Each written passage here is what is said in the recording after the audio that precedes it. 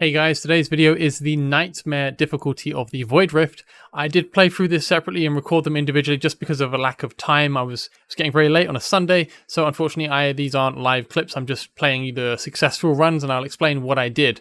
So this is the very first mission, and as you can see, I've taken Brokir and Baron as my two defenders, but I've also taken the rare hero Decimus. Now, I think Decimus is actually a really good hero for this. When I did this mission on previous difficulties, I used a Janquar built as a defender, and that allowed me to get less rocks falling because I only had one defender down. I don't think that will work on this difficulty. The damage is just too high, so you do need two defenders. And the rest of the team is pretty standard. I have two of my healers. I like Vortex because his healing range makes it really easy to use him early and to cover a broad range of heroes. So it just gives you more time and space to put other heroes down. Arrogance is great because he has enough attack range that you can place him with a one gap between him and a defender, and he'll still attack in front to help them out, and he's not at risk of getting crushed by the boulders. And then I need AoE damage, so I have Vierna and Karmet, my two strongest AoE mages. So you can see I have a bonus to mages damage on this, and the enemies have bonus shields. I can just wait a bit at the start. There's no need to get hit unnecessarily by the Araka boss. You can kind of, if your heroes don't need their ultimate immediately, it's fine to place them a bit later. The main thing is these suiciders that spawn will just, there's no way to stop them really. They will just explode in contact and they're immune. So yeah, I use Decimus because he doesn't care. He can just die. It doesn't really matter to me. I didn't actually need to place him here in this one because Baron would have been fine with Vortex's shielding. So it was unnecessary and a waste of cost. So don't do that. I have Vortex covering both lanes and I have Brokir at the bottom. So now you can see I have rock falling from the falling stones, and I have a number of safe tiles in the middle, namely these four here. So I placed Vierna covering the top. You can see these guys are quite tanky, so they're able to stomach this by themselves. They've both got their own form of shielding. And I placed Karmet facing down to cover the bottom lane. So now these guys are around half health. I can cull them with Vierna's ult, and you can see Brokir is struggling a bit on the bottom, but I believe in his overall tankiness more than Baron, so I place Elwyn facing him instead. And now it gets a bit more spicy because we have more of these bombers coming. So I'm just going to pause. So you can see I placed Decimus up top to eat those two, because if both of them do hit my Baron, it will pop his passive, and I want to hold on to his invulnerability passive as long as I can. So this is really where Decimus shines, is eating these, let me just go back, eating these explosions and just massively reducing the damage taken by my main defender. And at the bottom I use Brokir's ultimate, which reduces the damage he takes by a lot and gives him a massive shield. So that's a way that I managed to avoid dying to these suicides, and I think that's a pretty good strategy in general. I really do like using Decimus for that, but there are other invulnerability defenders that can work, like the typical GR2 heroes. So now we have these guys who are pretty damaging, so I have to pop the shield on Baron to be safe, and I'm always watching to see if I need to put it on my Brokir at the bottom. I have Arrogance defending at the bottom because I think he's got slightly better damage odds. I mean, maybe it should have been, maybe I should have placed him at the top instead and rotated the positions, but I guess it probably doesn't matter too much. It kind of depends on who your strongest mage is supporting. I think Karmet is better at single target, so it probably would have been better the other way around, but hey, if it works, right? So now we have more of these guys coming, but thankfully Decimus has such a short respawn time, I can just place him again to eat more of the explosions.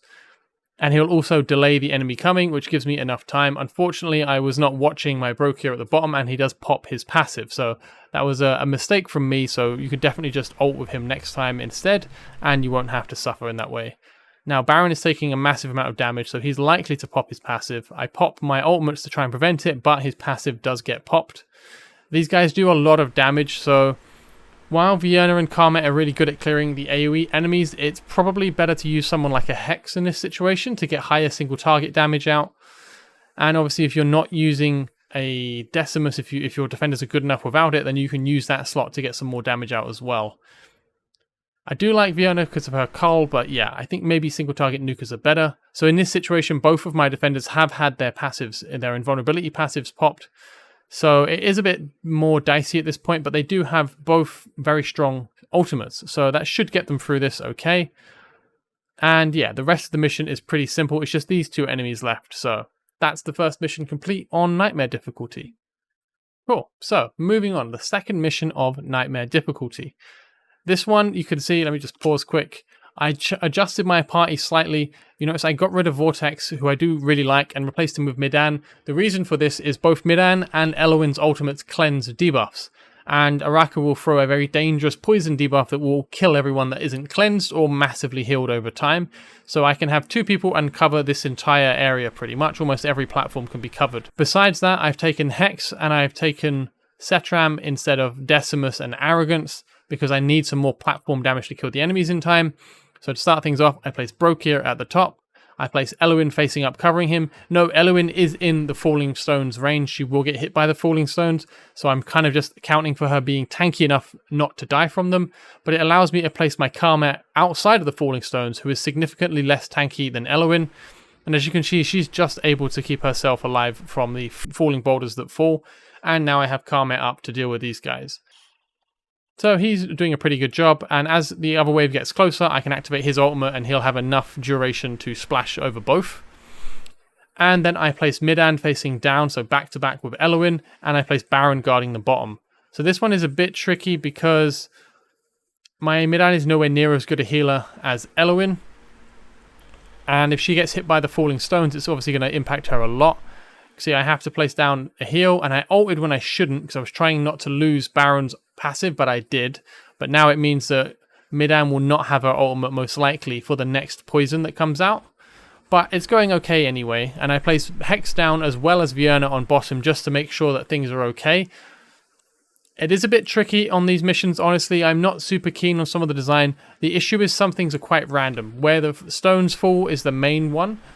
If they fall on my Baron now, it will wipe out potentially my Midan, my Hex for sure, and my Setram. So I want it to fall at the top. The Deathly Screech is the one you need to ult for. I do have both ults available, so that's fortunate. And all of the debuffs are cleansed. And now you see the Falling Stones are on here, which is only my Eluin. However, if it did go on my Baron, that would wipe out 3 people. And that would be very unfortunate.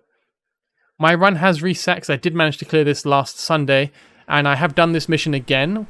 And my positioning was slightly different, and I wasn't as lucky, and it did land here, and it did crush these heroes, and I was still able to make it through the run. So you don't necessarily have to get lucky, but it really does have a big impact on the result. Now for the rest of this, a whole bunch of enemies have appeared. Fortunately, my defenders can tank this for long enough, and I have pretty good damage output from Karma and Vienna, and Hex is really good at single target damage. Though I probably should have ulted with him earlier, though there's no real risk, so it's all good. So that takes us to 20 out of 30 enemies slain. We have another wave of 6 skeletons coming in, so there'll only be 4 enemies left. Another one of the poisons comes out, so cleanse it immediately with Midan and Elowen to get rid of that. Shields up from Baron, ulting on Hex to deal with these sooner. Ult from Karmet to deal with these guys, and I'm watching to see if I need to ult on Brokir. Falling Stones are going top again, so once again, very fortunate for my run. And I see the Falling Stones about to land, so I ult on Brokir to reduce some of the damage taken. Fortunately, because Elowen and Midan have like a tile row behind them they can heal, they are both supporting each other. So if Elowen gets hit by falling boulders, then at least Midan can heal her. Though I don't know if that would work the other way.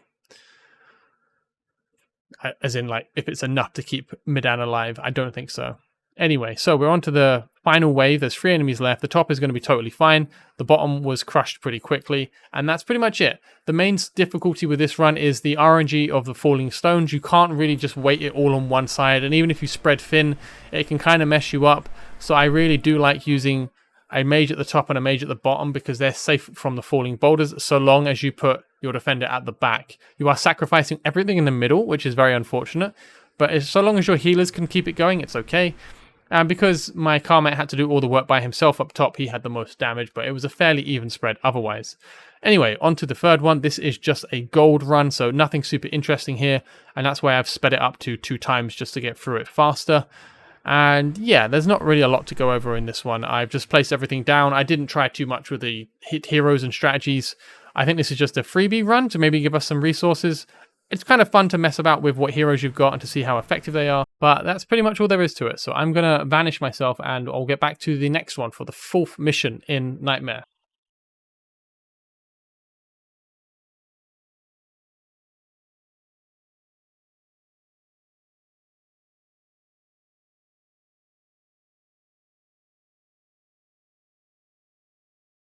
Cool, so that is the 3rd mission down, the gold run, the resource run, whatever it is. And you can see it's just Vienna dominating and Karmet doing a great job. Captain Reeve did pretty good, to be fair. I do like Captain Reeve, and I do quite like using him in conjunction with Valkyria. Anyway, this is now the 4th mission on Nightmare, and this one is quite tricky actually. The first couple didn't take too many attempts. This one was a bit fiddly, so I think Setram is really ideal for this mission because of his attack range. But the main thing to watch for is these two spawns are a real pain to deal with, and you need a strong single target nuker on the left and right facing out. So I like using Vortex here. You can see I even ditched my Eloin. So my Vortex can cover everything here, including any defenders or fighters I want to place. I have Hex facing across to deal with the first phase of Calypso. So basically you need to pop this shield. If you don't, she'll get a massive attack boost. She'll gain one of the Seal Stones, her normal passive. But except it just puts her on roids and she just murders you instantly. So yeah, you really do need to break this shield as quick as you can. So I need to ult with my Hex, which I do. I place Brokir on the right. And bear in mind, she shoots the last placed hero, which is the reason why I went Setram, Hex, then Vortex, because Vortex is HP scaling healer, so he is reasonably tanky. And then I needed to block this guy, so I put down my Brokir to block. So now Brokir is the target of the Calypso's attacks. So I placed down Nocturne facing right, because Calypso is not on the screen. I also placed down Abomination just before my Brokir went down, so he was kind of a clutch between, and now Wrath is my last placed hero, saving Olag, the defender on the left, to be placed the very last. So that's kind of my strategy, to place one defender halfway and the second defender at the end, to make sure that my defenders are kind of gating who gets hit when and where. And the rest of it is quite simple. I ult with one of the wings to attack Calypso to pop her shield. These are both Nightmare fighters who can self-sustain, so they are fantastic for this role. Wrath and Abomination, I think, are the two best for this particular thing. And then I have Setram to ult in the middle to help deal with these. Another thing to keep in mind is I've recessed my defenders on the left and right. They're placed back one tile. I could have put them up here, but this way it allows Setram to just about clip over and help out. So he can deal with these in the middle to take some of the heat off of the fighters, and he can also help with any enemies that make it to the end here. It does get a bit tight with Wrath sometimes, but generally Wrath is pretty solid for these things. And yeah, that's kind of how the run goes. It is quite a tough run. It's very tight on the placements and some of the timings, so it does take some experimentation. And here it's a bit tricky because now there's an ad in the way, blocking my attacks on Calypso, but fortunately Hex is so powerful that he doesn't have any issue chewing through that and then moving on to the Calypso. And I ult a Nocturne on the right, and I just about get the kill on the enemy there. I paused it because I was expecting to fail, but fortunately I didn't have to. And yeah, the rest of it's pretty simple. There's 3 enemies remaining, 1 there already and 2 moving up. Calypso doesn't come back for the last time. So that's it. That's a pretty easy win in the end once you get the strategy right. There was one little moment where it was a bit dodgy with one flying creature about to make it through. But generally, the strategy is you need 2 self-sustaining fighters, you need 2 defenders, 1 healer will do just fine, and you have a strong single target nuker on the left and right. And ideally, Setram, Maul, Razak, Nyx, long-range Marksmen will handle the middle area pretty well. I just like Setram because of his wide range, can help out a bit. So you can see Hex did a good job, Setram did a good job. Those are the 2 MVPs, alongside obviously Abomination and Wrath for holding their lanes.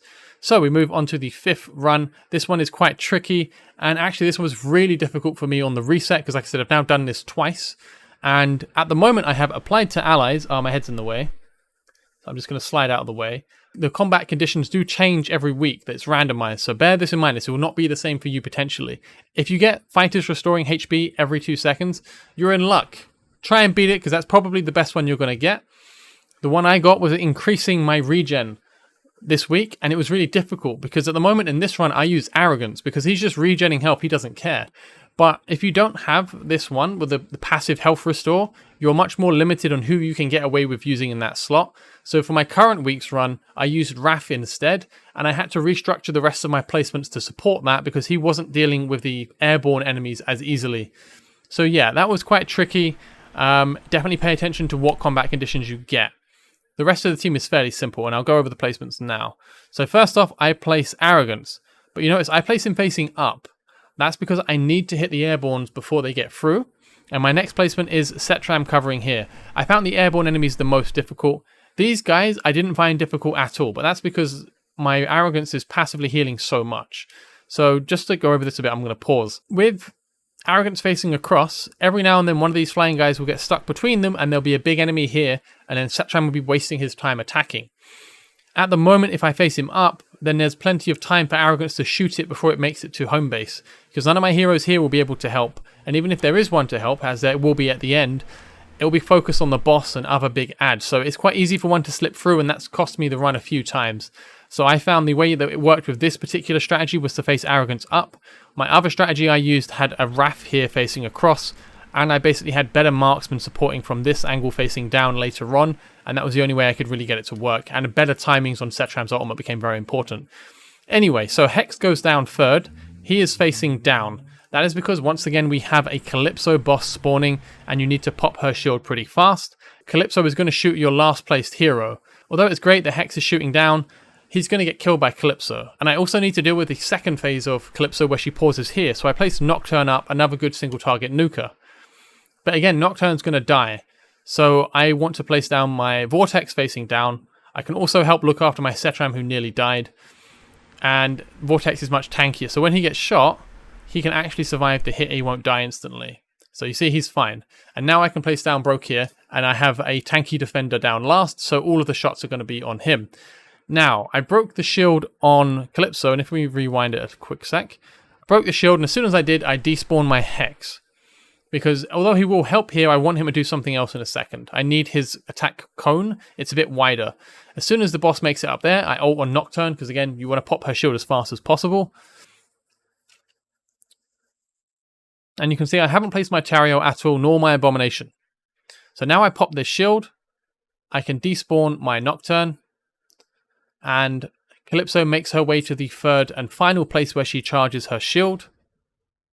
We have these ads piling up in mid, but thankfully Setram has a good range. So I place Tario riskily and then fumble, but basically you want to place her and then place everyone else in quick unison. So I'm going to go over that again. So Tario goes down facing down here, so I can help cover and deal with the airborne. That's the main thing. She's going down to help deal with the airborne enemies. And then I immediately need to place Hex facing across to deal with his shield. So I've got a bit more time with Hex because his passive will negate one hit. So he won't get instantly killed, he'll survive one hit. If there is a fumble in between, and I do get shot. And yeah, then finally I place Abomination behind. This is just because Abomination's a really tanky fighter. But as you can see, he's not really taking much damage at all. He doesn't really care too much. So if you had an Arrogance, a Zillitu, or an Apsan, ideally an Apsan, I think, they would probably be better suited to this position and facing down to help deal with the airborne ads if that's where your issues are. You can see Hex just absolutely demolishing the Calypso. He's got so much single target damage. But unfortunately, with him gone, I have to rely on a fairly weak Tario, Setram who's very busy doing all other things, and an Abomination. But I do get through and kill the Calypso, and then I can place down Nocturne to help out a little bit every now and then. I ult with my Tario so that she can shoot across the map to help deal with these, but she wasn't doing a great deal of damage at this level on Nightmare. So I don't think she was very necessary. And when I beat it this week, I didn't use her again. Because again, it's just not high enough damage output. I used Calypso instead. So I can ult, and I was hoping his attack range would reach, but unfortunately it doesn't. If I faced him the other way, it might have been a bit better. And then now I've just got 3 enemies left, as you can see. So it's pretty easy. There's so much passive regen on my Arrogance, it's helping him a lot stay alive. This didn't work this week. I had to use Wrath instead, and I used the Calypso facing down. So yeah, you'll have to play about a bit with your positions, but it's not too bad. And again, you can see Hex doing a great job, and Setram as well. Cool, so then that brings us to the final mission of Nightmare Phase 1. Now this is the Araka boss fight. I think this is actually really tricky. Once again, I've brought both Midan and Eloin. This is because you do need to cleanse poisons. So I face Eloin across because she's my best healer. I place Brokir there, so again, she's going to be eating the falling stones. Though these ones are a bit more damaging, so it is a bit trickier. And now you can see she's encased in that one. I place Karmet facing up so he can help deal with the ads that are going to be swarming Brokir shortly. And now you can see I heal with Eloin's ult because the damage from this is actually quite substantial and it would kill her without it. Next up, I place my Olag. I place him in the bottom left facing up just so I can keep this tile safe. I want to have more room to place down my DPS such as Hex. So Hex goes across. And now I can ult with these two to keep Brokir alive and also to kill these 3 ads before these 3 join them and overwhelm him. And then I place Midan facing across. So both my healers are facing across each other to encompass this entire central area. That means I am leaving Karmet out to die, but I have a Vierna I can cycle with him. It's not the most efficient placement, but I think this mission is actually quite tricky. So now I have the Deathly Screech, which will apply the poison. Unfortunately, Midan is on cooldown, but it doesn't really matter because they are all covered by Eloin in the middle. It's just Karmet that's left out.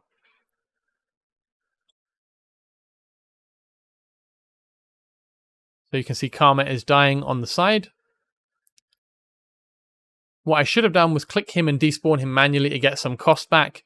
That way I could place Vienna a bit sooner, but it's okay. And now we have a falling boulder on Olag, so it's a bit concerning because there's a good chance that my Midan will get crushed by the boulders. But I do have Midan and Elwyn healing. And I drop a Wood Elf just to be sure because it is a lot of damage coming out. So now we're about halfway through the fight. We've killed 10 out of 20. These big guys do a lot of damage though, so it's quite concerning trying to tank them. You do want to kill them quite quickly, so I ult with Hex to get that out of the way. Unfortunately, Vienna isn't the strongest for this, but I do have Arrogant supporting. You can see Olag's taking quite a beating, but unfortunately when his shield comes up, he's practically immortal. Another Deathly Screech, so another poison to cleanse. And I ult to get rid of it on that side. I didn't really need to ult on Midan there, I should have saved that. And my Vienna's going to die. She cold the boss so I can despawn her, and she did a good job. We have Falling Stones over here on my Elwyn, so she won't really mind too much because she's got healing from Midan. And Karmet goes up to support again. Ultimate from Broke here to make sure that he doesn't die. And the rest of it is fairly clean. We just need to tank out these guys until I can get rid of them with Karmet's ult.